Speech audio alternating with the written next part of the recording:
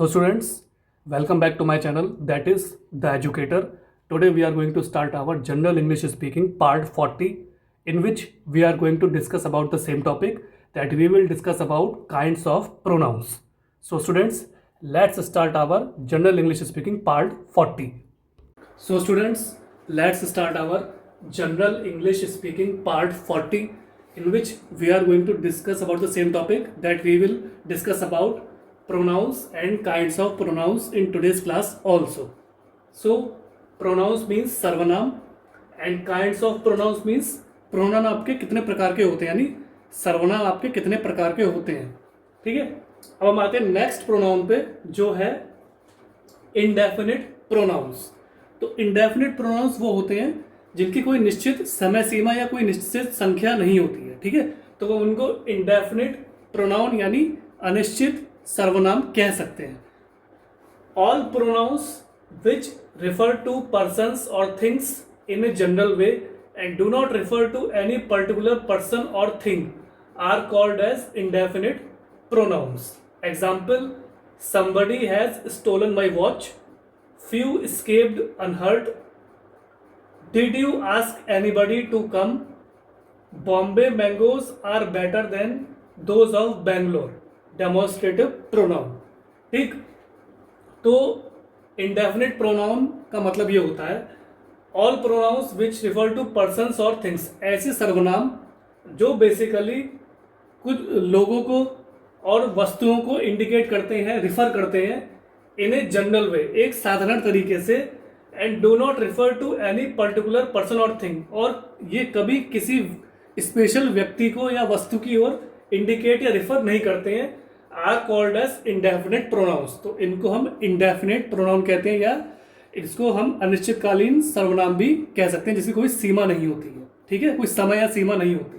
ठीक, all pronounce which refer to persons और things, ऐसे सर्वनाम जो इंडिकेट करते हैं बहुत सारे पर्सन्स के लिए, मनुष्यों के लिए, थिंग्स यानी वस्तुओं के लिए, इन ए जनरल वे, एक साधारण तरीके से, and do not refer to any particular person और थिंग, और ये किसी पर्टिकुलर मनुष्य या वस्तु को इंडिकेट नहीं करते हैं. ठीक है, केवल उसी पर्टिकुलर वस्तु या मनुष्य को या पर्सन को इंडिकेट नहीं करते हैं. They are called as indefinite pronouns. तो इनको हम इंडेफिनिट प्रोनाउंस बोलते हैं. ठीक है, उदाहरण एग्जाम्पल के रूप में आप देख सकते हैं, somebody has stolen my watch. तो आप देख सकते हैं this is basically A present perfect type sentence. So here you can C somebody has stolen my watch means somebody is also a sarvanam pronoun because it is indicating to another person. Has or have is a condition of present perfect tense, and verb, here you can see third form of verb has come. Stole मतलब चुराना, तो has stolen मतलब चुराया गया. My means मेरा, this is also a sarvanam or pronoun. Watch is basically a noun यानी संज्ञा, it is a name of an item. So somebody has stolen my watch, किसी ने मेरी घड़ी को चुरा लिया है. ठीक है, somebody has stolen my watch means किसी ने मेरी घड़ी को चुरा लिया है. ठीक, तो ये आपका इंडेफिनिट प्रोनाउन का एग्जाम्पल हो गया. few escaped unhurt, so it is a past tense related sentence. Here you can see few escaped unhurt मतलब कुछ लोग बिना चोट खाए हुए ही उस जगह से छूट के भाग के चले गए. ठीक है, फरार हो गए. ठीक है, few escaped unhurt, so it is a past tense related sentence, and few is basically a pronoun because it is indicating to some group of people, not a definite group of people but some or more group of people. So few escaped unhurt means कुछ लोग बिना चोट खाए वहां से फरार हो गए, वहां से निकलने में उन्हें सफलता मिल गई. ठीक, it is also a indefinite pronoun. Did you ask anybody to come? So it is basically a past tense related sentence, and it is a past interrogative type sentence. Did you ask anybody to come? So in this sentence the person is asking to another person, क्या तुमने उससे पूछा आने के लिए, क्या तुमने उससे आने के लिए पूछा. Did you ask anybody, क्या तुमने किसी से भी उस to come, उसके आने के बारे में पूछा. So it is basically a past tense related sentence, and here you can see you is a pronoun. Ask anybody, it is also a pronoun because it is mentioning about third person. ठीक है, to come मतलब आना, ठीक है। तो it is basically a past tense related sentence. Did you ask anybody to come, मतलब तुमने हर किसी से पूछा उसके बारे में आने के लिए, ठीक है। फिर आता है Bombay mangoes are better than those of Bangalore. It is a demonstrative pronoun which I had explained you earlier in previous class, ठीक है। तो Bombay mangoes are better than those of Bangalore means जो बम्बई के आम हैं, ठीक है, वो बहुत ज़्यादा बेहतर हैं than those of Bangalore. Bangalore के आमों के मुकाबले बम्बई के जो आम है वो ज़्यादा बेहतर है, ठीक है। So it is basically simple present type sentence and here you can see Bombay is a name of a city, it is a noun. Mangoes it is a name of a fruit since it is a plural because इसमें एक आम नहीं है, बहुत सारे आम है। सो ये आपका क्या प्लूरल हो गया, ठीक है। Mangoes are better than those of Bangalore, ठीक है। Better than those of Bangalore मतलब बेंगलोर भी एक शहर का नाम है, it is a name of a city, तो it is also a noun and it is an example of demonstrative pronoun, ठीक है।